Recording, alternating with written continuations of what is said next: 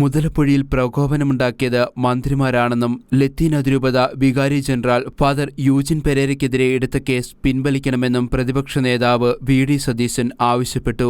60-ലധികം ആളുകളാണ് മുതലപ്പുഴയിൽ അപകടത്തിൽ മരിച്ചതെന്നും അപകടങ്ങൾ തുടർക്കഥയായിട്ടും സർക്കാർ മുതലപ്പുഴയിൽ ഒരു നടപടിയും സ്വീകരിക്കുന്നില്ലെന്നും പ്രതിപക്ഷ നേതാവ് കുറ്റപ്പെടുത്തി.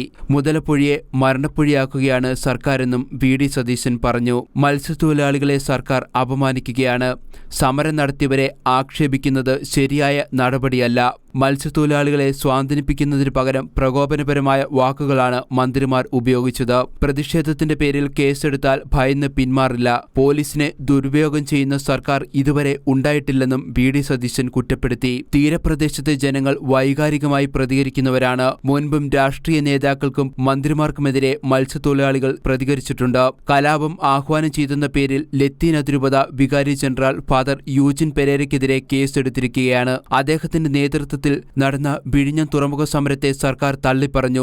140 ദിവസത്തെ വിഴിഞ്ഞം തുറമുഖ സമരം പരാജയപ്പെട്ടതിനാലാണ് ഫാദർ യൂജിൻ പെരേര മുതലപ്പുഴയിൽ കലാപ ആഹ്വാനം നടത്തിയതെന്നാണ് മന്ത്രിമാർ പറയുന്നതെന്നും വി.ഡി. സതീശൻ പറഞ്ഞു. പാവപ്പെട്ടവർക്ക് വേണ്ടിയാണ് വിഴിഞ്ഞം തുറമുഖത്ത് സമരം നടന്നത്.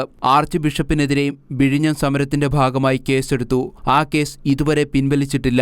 മുതലപ്പുഴയിൽ മത്സ്യത്തൊഴിലാളി മരിച്ച സ്ഥലത്ത് സന്ദർശനം നടത്തിയ മന്ത്രിമാരെ തടഞ്ഞതിനും കലാപ ആഹ്വാനം നടത്തിയതിനുമാണ് ഫാദർ യൂജിൻ പെരേരയ്ക്കും മറ്റ് 50 പേർക്കുമെതിരെ കേസെടുത്തിരിക്കുന്നത്.